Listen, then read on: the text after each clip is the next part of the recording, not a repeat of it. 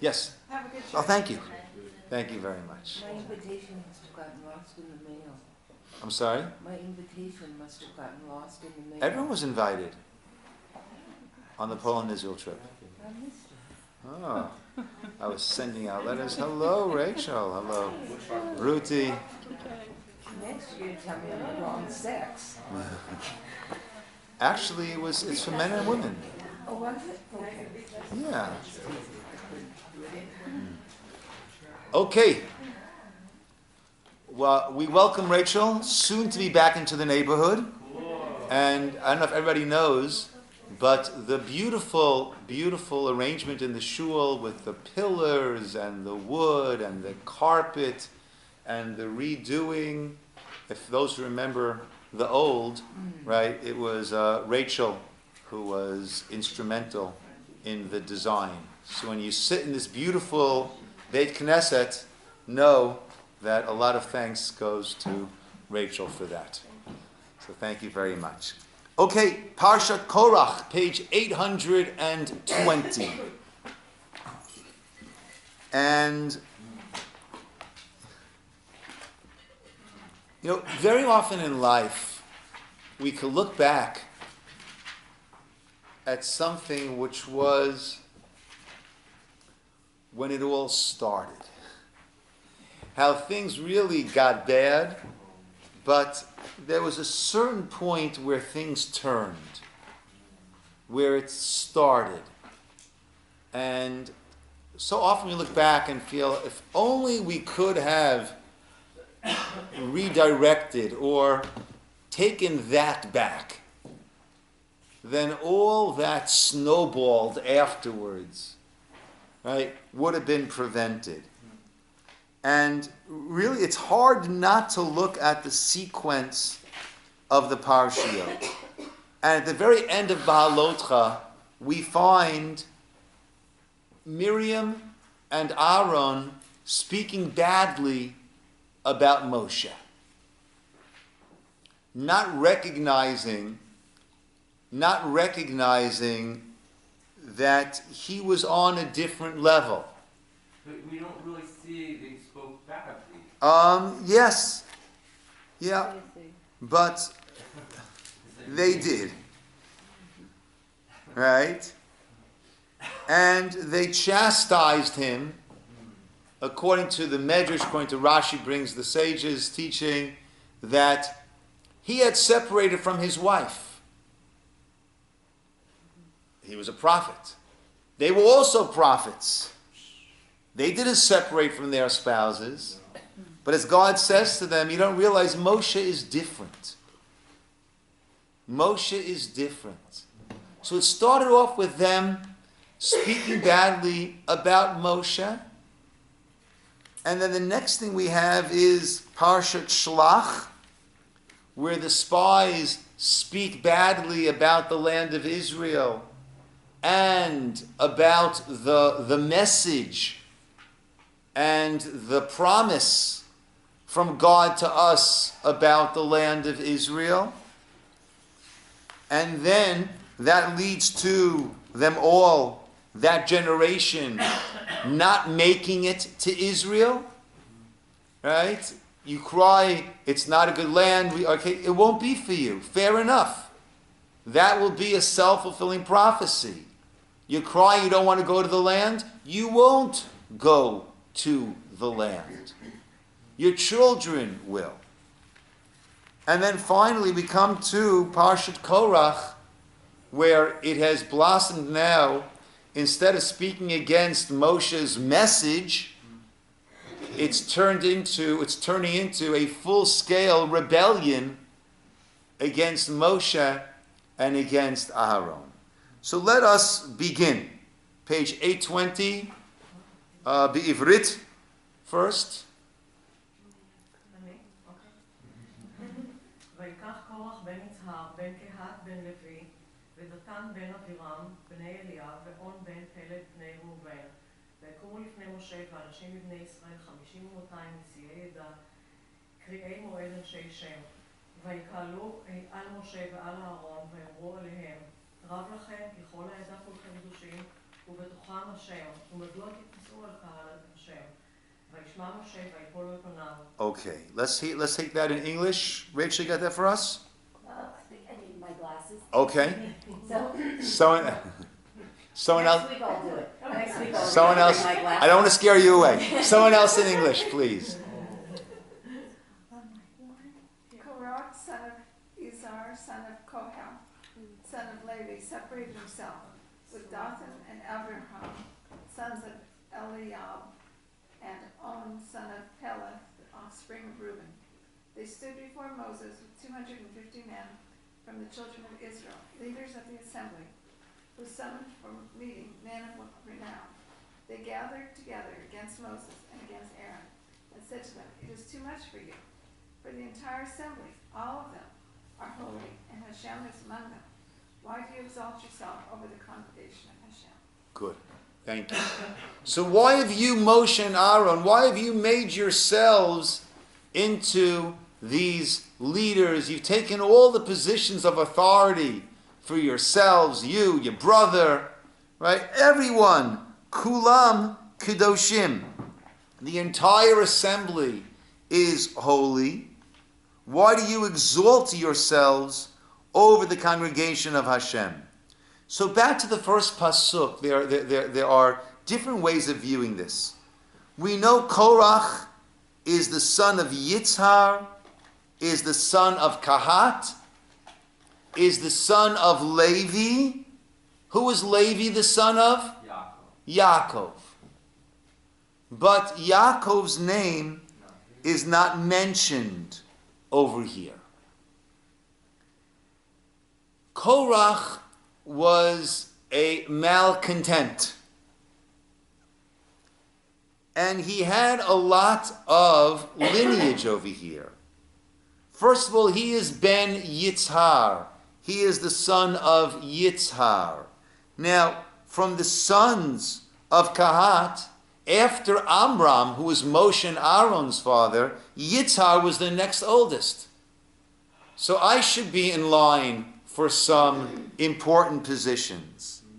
Ben Kahat, amongst all the sons of Levi, Kahat was the most important one. Each of the sons of Levi had the responsibilities of carrying different parts of the tabernacle, of the Mishkan, as they traveled. But Kahat were the ones who carried the ark, the menorah, the shulchan, the table, right? They carried the holiest of them. They weren't carrying the boards, the uprights and the curtains. They were carrying the actual holy vessels. Then Levi, the tribe of Levi, was the leaders, the spiritual leaders. When we divide up the land of Israel, Levi did not get a portion in order that they would be scattered about all the other tribes to serve as the spiritual leaders. So he had a lot of yichus. He had very, very important lineage over here. Levi was also exempt in Egypt too. Yeah. Special privileges. Yeah. Yaakov's name was not mentioned. And there are two different angles on that. One explanation is that Yaakov, actually when he gave the blessings right before his death, right, he said, B'kalam, in their group, let my honor not be mentioned. Actually, Yaakov had mentioned, don't include me. Shimon v'Levi achim. I'm back in the end of Bereshit over here. B'sodam al tavo nafshi, b'kahalam al techad kvodi. With that kahal, with that congregation, with that which they congregated to do, that was Korach's rebellion, al techad kvodi. Do not send down my honor. Don't implicate me.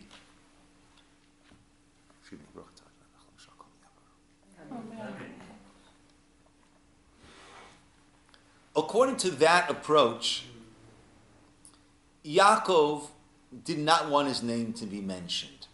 A name mentioned means I've got a little something to do with this. Right? Levi, what might Levi have had to do with machloket, with dispute, with strife? What might Levi have had to do, Cheryl? Was it Dinah? And he teamed up with the other brother? Okay. So they had to be separated. Levi teamed up with Shimon. And when Dinah was taken, he wiped out the whole city of Shechem.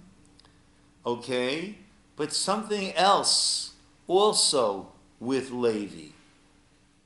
That was not all that glatt kosher, we'll say. So when Yosef is coming to the brothers, the verse says, one man said to his brother, here comes the dreamer, let's take care of him. Torah doesn't say who those men were. But process of elimination, we figure out who they were. Okay? It wasn't Reuven, because Reuven is the one who wanted to try to save Yosef. It wasn't Yehuda, because Yehuda had his own plan of selling Yosef. So who were the children in between Reuven and Yehuda? Shimon and Levi. And we say it wouldn't be Yisachar and Zvulun. They were the kid brothers. They're not going to tell their older brothers what to do. And it wouldn't be Dan, Naphtali, Gad, and Asher, because they were the children not of Rachel or Leah. They were the children from the maidservants. They weren't speaking about what to do with this Yosef. So it was Shimon and Levi. So Levi was involved in that machloket. Might Yaakov have been considered to be involved in machloket, in fights, in strife, in dispute? Right? Remember, over here, there are two views. Either he's contesting the whole Aaron Moshe, or at least he started off contesting the appointment of Elitzaphan, who was the leader of that tribe, and he was from a younger brother. So how could you put a younger person, a younger brother, ahead of the older brother? Yaakov was concerned that his name would be implicated, because Yaakov certainly, younger brothers, older brothers, there's a trifecta over there. It was a hat trick for any hockey fans. What were the 3 times that Yaakov put younger brother in front of older brother? Himself, number 1. Himself in front of Esav, that's number 1. Who was Yaakov's favored son? Rachel, but there was also Rachel, the younger daughter. Okay, interesting. Rachel, the younger daughter. But I don't know if that's considered such an issue, because he was the younger son, he would marry the younger daughter. Let's look at his own children, right? Reuven, himself in front of Esav. Reuven, his son, Reuven, who was the oldest, was pushed aside for others who took leadership roles. Both Judah, Yehuda, and Yosef took leadership roles. And grandchildren, Menashe and Ephraim, right? He put the younger, right, Ephraim in front of Menashe. And therefore, Yaakov was concerned, will this be attributed to me? So what is his name being left out? What does that signify? What does that show? They had nothing to do with it. They had nothing to do with it. It's God's stamp of approval that you did not lay the groundwork. You did not set up the template for that which followed. Your decisions were correct decisions. They were not done in order to usurp, in order to overthrow. Your decisions were correct decisions.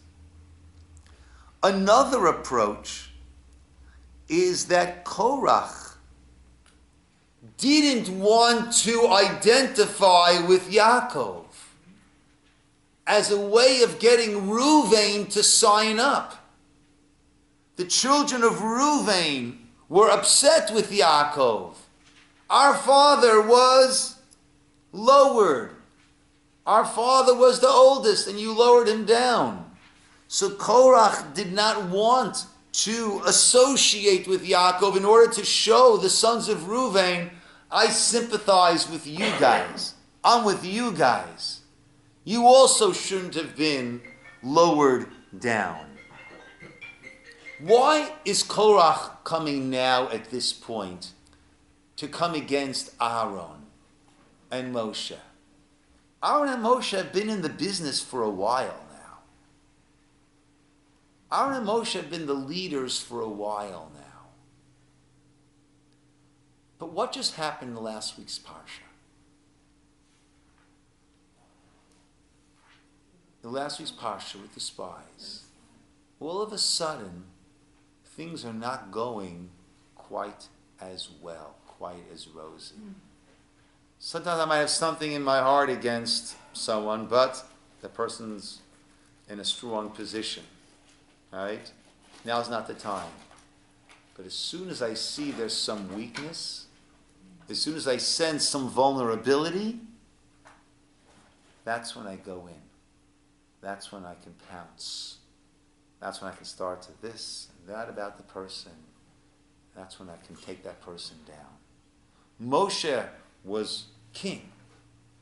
Aaron were king. But now we just had the spies.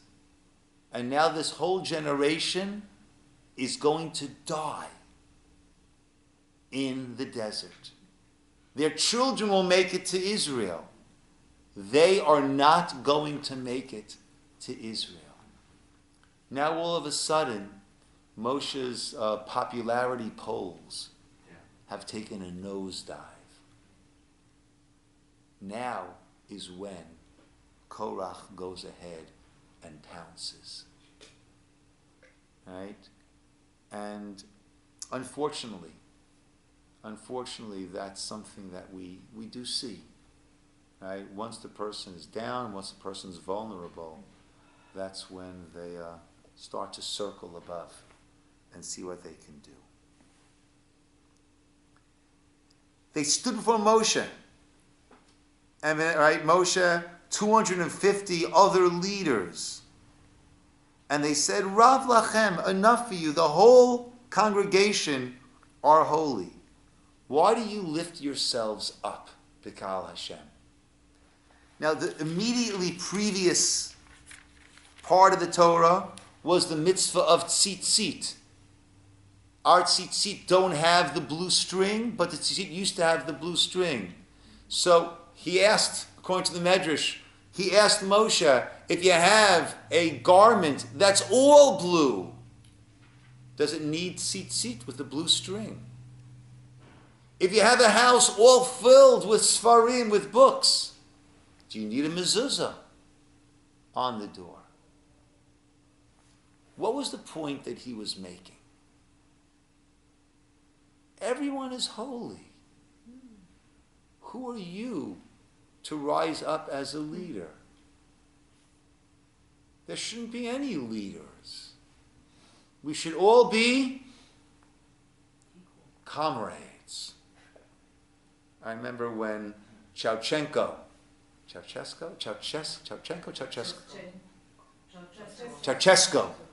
In Romania. So I was living in Israel at the time when the whole Soviet Union was cracking and just falling apart. And soon before he was, I think, murdered, caught and killed by the people, he was asked, is it true? It seems that you are grooming your son to be the next leader. And his response was, my son is a comrade like any other comrade. And any one of the comrades can step up and become the leader. Right? Are you kidding? Right? Are you kidding? Right? So there don't need to be any leaders. It's like a garment that's all techelet, all blue. Why does it need the strings? And the house that's filled with sfarim, why does it need the mezuzah? Now he's right. He's right. We are all kadoshim. We had that back in Vayikra. We had a Parsha, Kadoshim to you. Right? We gathered together the entire nation. Men, women, children. Every single person is kadosh. Daber, speak to the entire adat, the entire congregation of Bnei Yisroel. Kadoshim to you. Ki kadosh ani Hashem Elokechem. So he was right. We are all kadoshim. But there's a problem. What's the problem? What's wrong? Hashem picks the leader. But why? Why does it need to be a leader? Hashem And how does Hashem pick that leader? Why should there be leaders? He's right. We're all kadoshim. Every single Jewish person has this incredible potential for kedusha. Absolutely. Every single one. So who will Hashem communicate with everybody at the same time? He needs a liaison kind of person. Okay, he needs a liaison. Okay? And also there already are leaders. Why aren't they toppling them? Okay. He's right that everyone is kadosh, but there is the general kedusha, and then there are certain people who use their free will and who lift themselves up and make themselves closer to God.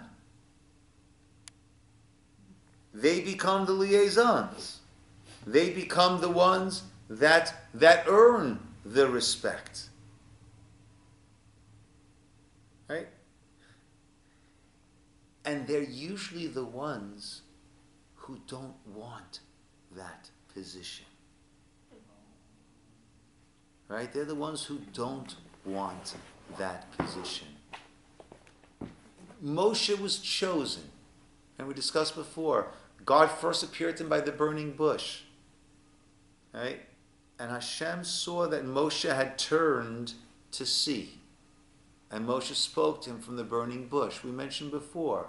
The simple explanation is God saw that Moshe had turned to see this strange sight of this bush that is on fire, but it's not being consumed. But in fact, why did God speak to Moshe? Because Moshe had turned to see. What had Moshe turned to see? When he was still a prince in the house, in the palace of Pharaoh. And he went out and he turned to see Vayar, and he saw an Ish Mitzri, an Egyptian man, beating mercilessly to death a Jewish man. And he said, Rosh Lama Taket Re'echa, why are you doing that? Vayar, and he saw Besiv Lotam, and he saw their difficulty, their torturous work. Moshe was a person who turned to see. He turned because he cared about others. And therefore God said, you're the one. And what's Moshe's response? Pick the brother. Not me. Who am I? Who am I? There are others who are far more qualified than I. Shlach na biyad tishlach. Send with who you normally send. That was Aaron who had been the leader. Or shlach na biyad tishlach. Send with the one who you will send. Who's going to finish the job and bring them to Israel. Yoshua, Joshua. Send Yehoshua. Send Joshua. Shlach na biyad tishlach. The leaders are usually those who don't want the leadership, but nevertheless they feel a responsibility. Korach was into this for himself. Rav Lachem, you've done enough. Right? Everyone is holy. Yes, everyone is holy. You know, it's like an animal farm. Right? So why should you be the leader? Everyone's holy. Instead, I should be the leader. Because everyone is holy. In fact, the first pasuk spoke about 4 main players. Korach, Datan, and Aviram, who happened to have been the ones who were fighting in Egypt that Moshe went to break up, and they're the ones who said, are you going to kill us like you killed the Mitzri? Right? First Moshe went out and saw their hard work, and he saw them beating, and he saw the Egyptian man beating an Israel man, right? And he slayed that Egyptian. And then he saw 2 Jewish people fighting. He said, why do you raise your hand against your friend? And they said, are you going to kill us like you killed the Egyptian? And Moshe knew word was out, and word did get out. And Moshe had to run for his life, had to flee. Datan va'Aviram, they're the ones who keep cropping up over there. So the 4 players are Korach, Datan and Aviram, and On ben Pelet. On ben Pelet. He then disappears. He exits stage left. We don't hear about On ben Pelet. What happened to him? Korach continues the rebellion. Datan and Aviram continue. The earth opens up, swallows them up. What happened to On ben Pelet? Where did he go? He was there. He was one of the leaders. And he was out. The Medrash says he had a very smart wife. That's what does it. That's what makes all the difference. He had a very smart wife. And she said to him, why are you getting all involved in this? What's in this for you? You want to overthrow Moshe and Aaron in order that Korach will be the leader. What's in it for you? You want this leader instead of that? Anyhow, you're an underling. No matter how you slice it, you're working for someone else. Why are you getting yourself involved? His wise wife saved him.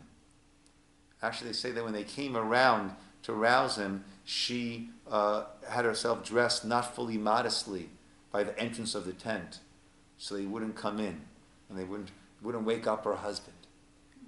Right? It was the wise wife who rescued On ben Pelet. Moshe heard this, vayipol al panav, and he fell on his face. Right? How many times am I going to deal with this rebellion, with these issues, with their refusing to follow the directives that they're supposed to have? And he tells them he does this with the plates. Now, what's so interesting, they said to Moshe, they gathered against Moshe in verse 3, and they said to them, Rav lachem, it's too much for you. What does he say to them? Zot asu, pasuk vav, do this, kichu lachem machtot, everyone take fire pans, korach v'chol adato, utnu ben eish, and put on fire, and put on the incense. Machar, vaya isha yivcha Hashem hu akadosh. The person who God will choose, he is the Holy One. Rav lachem b'nei Levi. It's enough for you, b'nei Levi. They said to Moshe, Rav lachem, right? It is too much for you. Everyone is holy. Moshe says back to them, Rav lachem b'nei Levi. You are the children of Levi. You have a very important position. Why is this that more? Rav lachem. It is too much for you, offspring of Levi. And he said to them, Pasuk Tet, verse 9, Hama'at mikem, is it small? Is it inconsequential? How do they define that? Is it not enough for you? That God has separated you from the whole congregation to bring you to Him. That you serve the avodah, the service in the Mishkan, and you stand before the Eidah, before the congregation, lishartam, to serve them. All you Levites have been brought close. Ubikashtem gam kahuna. And now you also want kahuna? Right? So we see that when there is a machloket, what do we try to do? Try to reason. Try to show how it doesn't make sense. Right? Back off. There's nothing that should be the cause of this whole conflagration. However, what's interesting is he said to them what they said to him. They said, Rav lachem, you have enough. Right? You've taken too much. He says to them, Rav lachem. Right? He says to them, you also have enough. Yet, if you take a look on page 958, keep the place over here, jump to 958.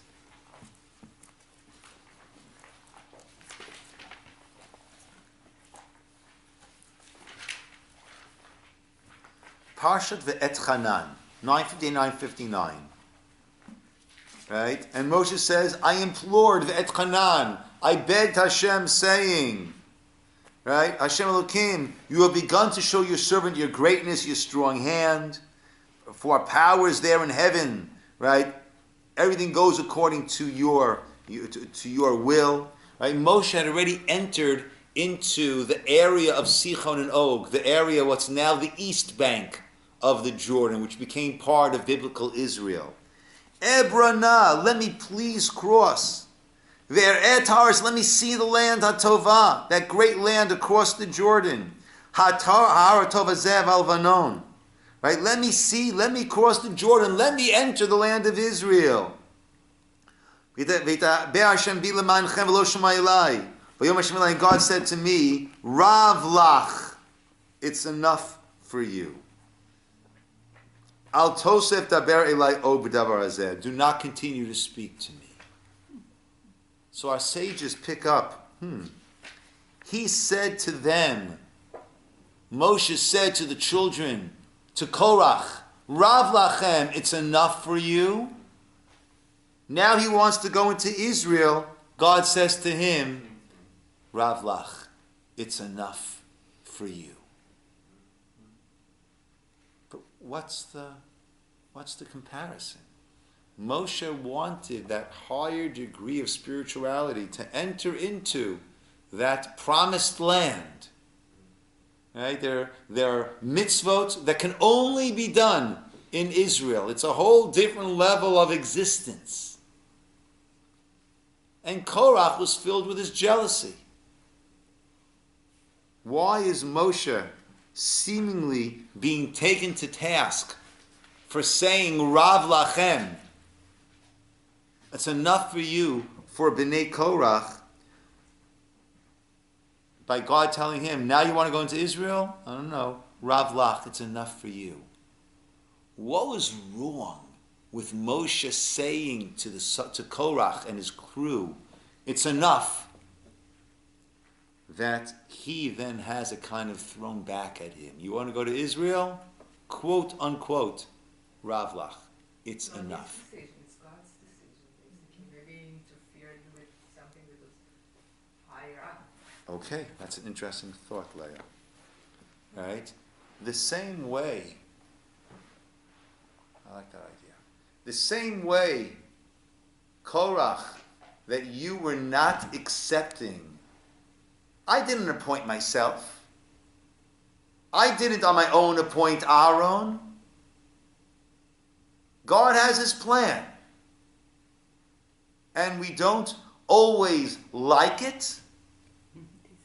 But our job is, the way I like to put it is, we don't choose the cards that we get dealt. Our job is to play the best hand we can. with the cards that we get. That's all we can do. Right? So much in life are not choices that we make. And then we've got to play that hand as well as we can. So, Korach, Moshe said, I didn't make these appointments, these are God's appointments.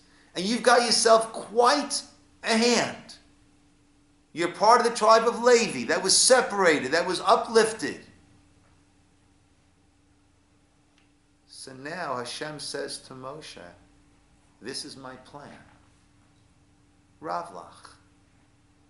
Right? I told you you're not going into the land. Ravlach. The same way Korach needed to accept his role, you've got to accept your role, your limitations. That's very nice. I like that. Yes, Dov. Is it also warning, like you go any further, the consequences are going to come that are going to be unpleasant, it's not going to go very well, that's like it's about right here? Okay, perhaps. Right? Perhaps. Right? In other words, that, yeah. Okay. And another explanation that I had heard was that, granted, Korach was being prompted by this jealousy, by this want to have more honor, to have a more prestigious position, to have more power. But what he was asking for was a greater role in serving God, a greater role in serving the people. And Moshe's choice of words was incorrect. If he wants more spirituality, don't say it's enough. Meaning we have to appreciate what other people are doing, what other people might want.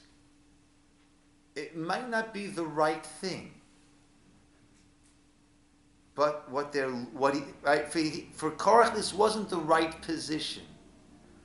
But he wanted a greater position in the hierarchy of the children of Israel. He wanted to serve God as a Kohen, not just as a Levi.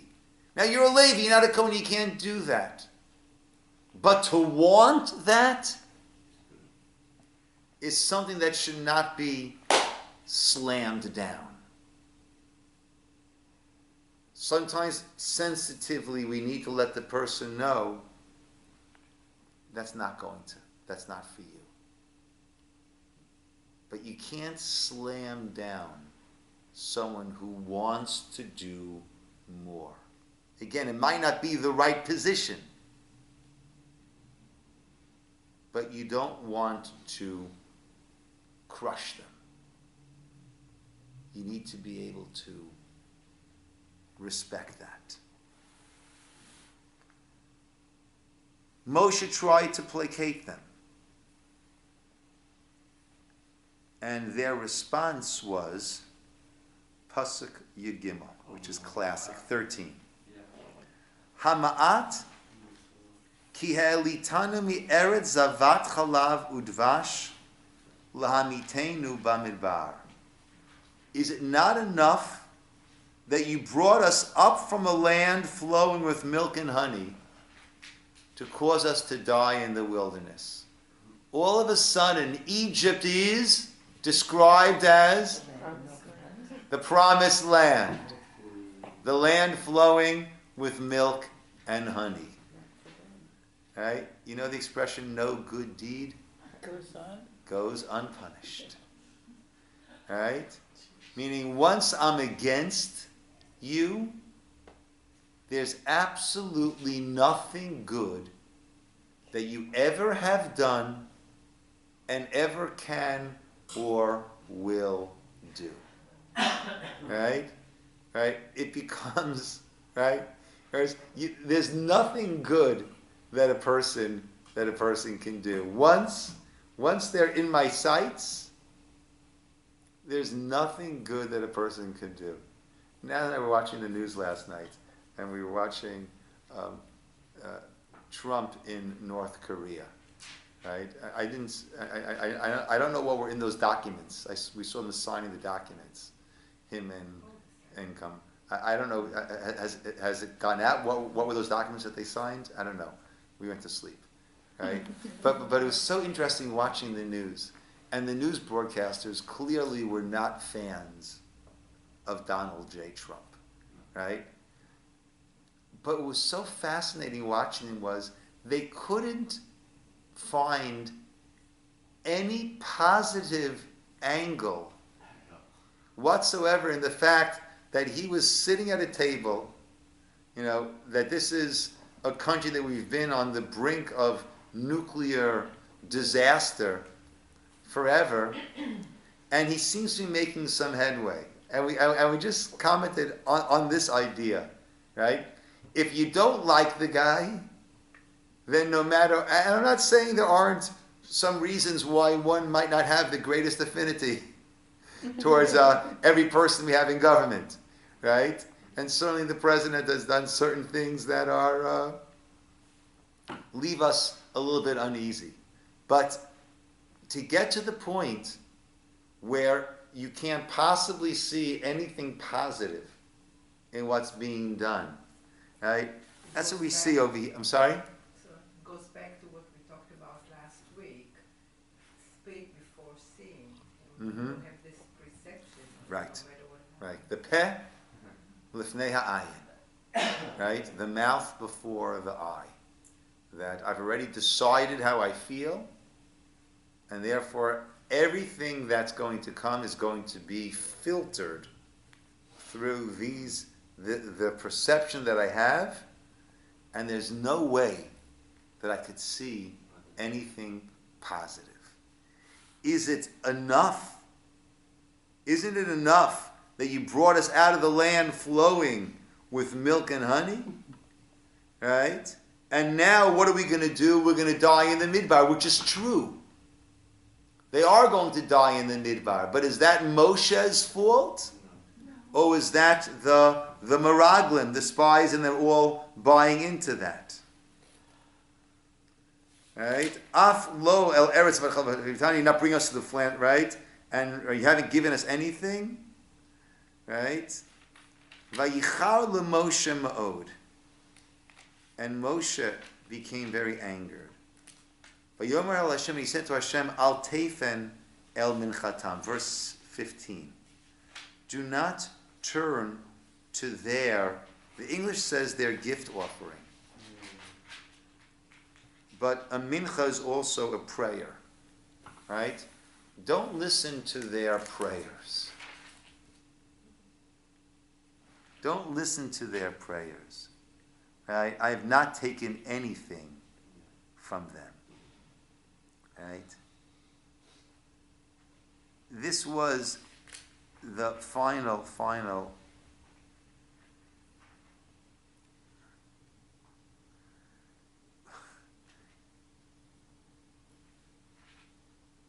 then look what happens, Pasuk 19. Vayakel aleim Korach et kol ha'ida. Korach got everyone into this. Right? There's the mob. There's the mass hysteria. Everyone joined up. Incredible. Pasuk Chaf. Hashem said to Moshe and Aaron, Hi badlu mitoch erazot va'akaleh otam karaga. Right? I will destroy them. And they said, Kel lokei ruchot l'chol v'sar ish echad yichata ve'kol eidat tiksof. Right? They've done wrong. We be angered against the whole assembly, and then therefore they were separated. And they stuck to their rebellion, And in the end, the land opened up. Right? And they were all swallowed up.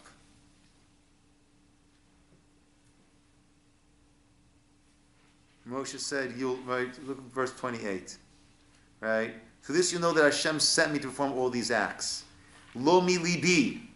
This was not from my own heart. If these die like the death of all men, then it's not Hashem who sent me. If Hashem will create a phenomenon, earth opens its mouth, swallows them, then you will know that these men provoked Hashem.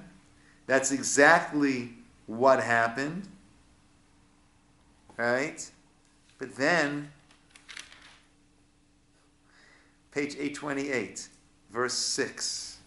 Vayilonu kol adap bnei Yisrael machana Moshe v'Aaron lemar atem hamitem et am Hashem. They complained the next day against Moshe and Aaron, and they said, Atem hamitem et am Hashem. Right? You have killed the people of Hashem. They made the ground open up? Huh? They made the ground open up? It's incredible. When we're locked into a certain perspective,